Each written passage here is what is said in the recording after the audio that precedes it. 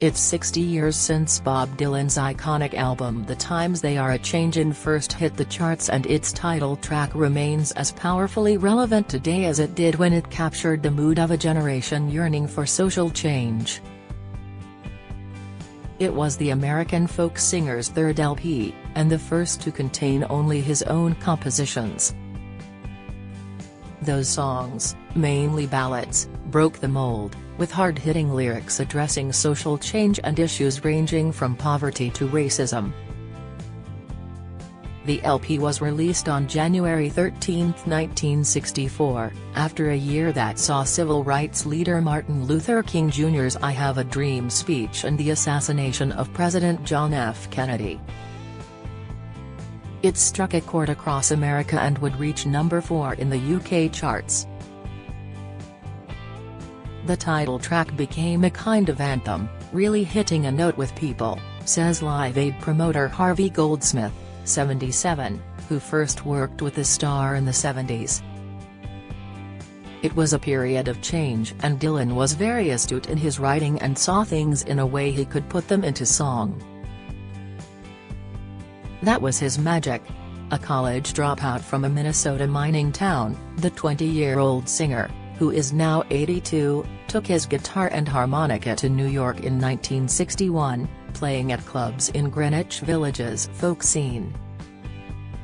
After his eponymous debut LP Bob Dylan, followed by the freewheelin' Bob Dylan, The Times They Are A-Changin' established him, somewhat reluctantly, as a protest singer, says Howard Soons, author of Down the Highway, The Life of Bob Dylan.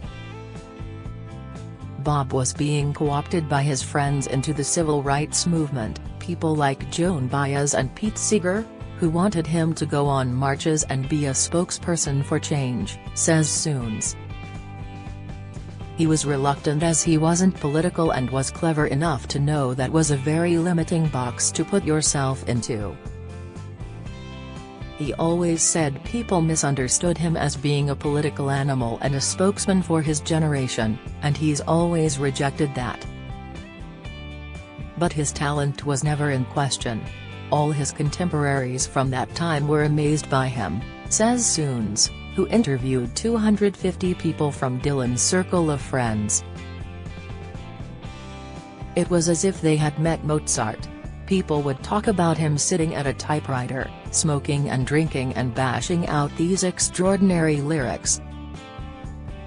Then he'd turn to his friends and say, "What do you think about this one, man?" and read out loud what became really big hits.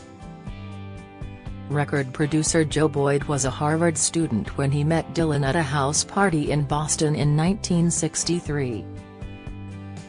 He would later supervise the singer's controversial change from acoustic to electric guitar. There were these two girls sitting on the floor, staring up at him on the bed with his guitar, says Boyd, 81. As I opened the door, he started singing "A Hard Rain's A Gonna Fall" and I just collapsed on the floor. I was completely overwhelmed by it. I was like, wow, I get it. This guy is incredible.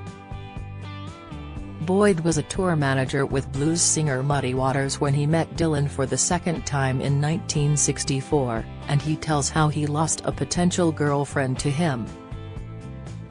"I had flirted with her at a club a few months earlier," says Boyd, who needed somewhere to stay. "She was impressed and said I could stay at hers and gave me a key. He turned up at midnight after a gig to find his bag in the front room next to the sofa with sheets, a pillow and a note saying, 'Dear Joe, sorry, change of plans.' I went into the kitchen and there was Dylan, who she'd met at a party.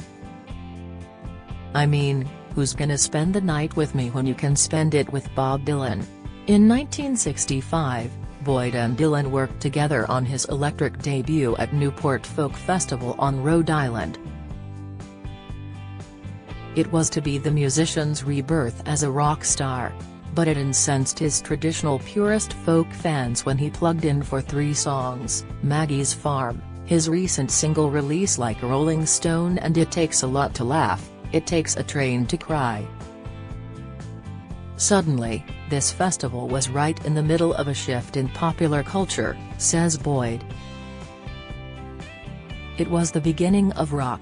At the end of the first song, there was this roar and you could pick out 50% boos and 50% cheers. Bassist Harvey Brooks, 79, remembers the day he joined the Stars' backing band for the fully electric 1965 album Highway 61 Revisited. I walked into the studio and Bob was standing in front of the console in between the speakers listening to Like a Rolling Stone. He was wearing jeans, boots and a work shirt with his hair springing out all over the place. Bob was very intense and very much in control even though it was new to him. It was like he'd been there 100 years. Nothing was perfect and nothing was all in tune, but it all fitted together. Brooks says the star was always writing when he wasn't singing. He recalls Dylan saying he got a flash from outer space that gave him ideas. It was like a natural phenomenon, those lyrics flew through him as a receiver, says Brooks. But he says the star could be prickly at times, adding, if he didn't like what you said or if you were wasting his time, he cut you off because time is precious. American photographer Jerry Schatzberg, 96, met Dylan through his model friend Sarah Lowndes in 1965. Lowndes, who later married Dylan, invited him to photograph the singer at his studio while he recorded Highway 61 Revisited. He gave me the freedom I wanted and he made my job very easy, says Schatzberg, who went on to regularly shoot the star, taking the cover photo for 1966's Blonde on Blonde. He was terrific.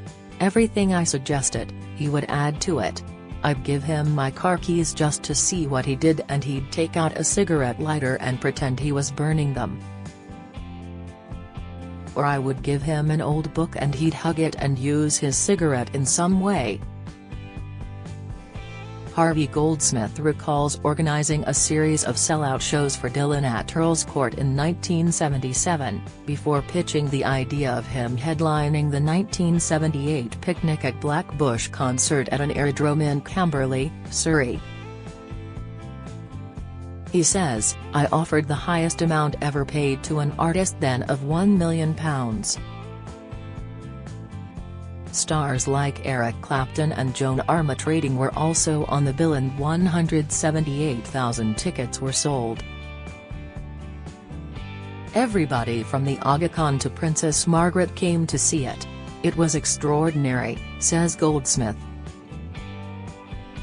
But despite Dylan's spectacular talent and superstar status, Goldsmith always found him to be very shy.